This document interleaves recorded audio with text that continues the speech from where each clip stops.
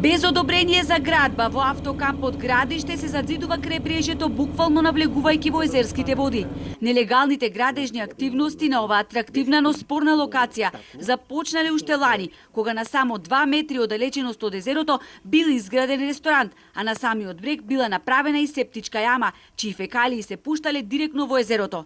За ова од Сдруженијето на граѓани Оревче од село Пештани на 13 март пријавиле во градежниот инспекторат и оној за животна средина, но никој не реагирал, иако забрзано цела зима се работело на диво.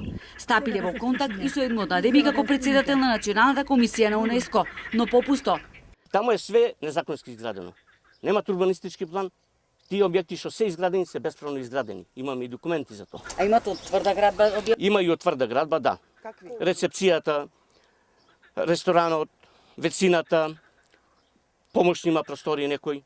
И тие што се сега камперите си доградуваат со метални конструкции, со бекатони, си созидуваат околу приколките.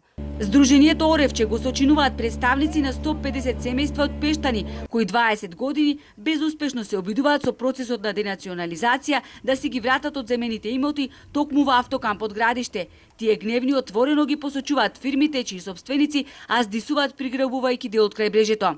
Тука некои стопанисуваат бесправно, се богатат, доаѓаат некои новопечени бизнисмени, а ние го трпиме сето тоа. Последните 15 години се увајат закупци, Екстра Скопско 5 години, Два бисери 5 години, сега има некоја нова фирма КМК Нова Трейд од Охрид.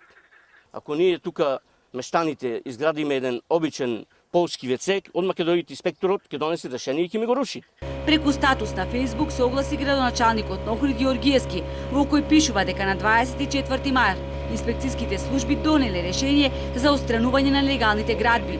Од тогаш изминаа скоро 2 месеци, а инспекцијските служби никаде ги немаше. За сега наеднаш под притисок на јавноста да се растрчат, спроведувајќи акцијата за рушење, но само на нелегално изградениот зид, а не и на останатите објекти од цврста градба.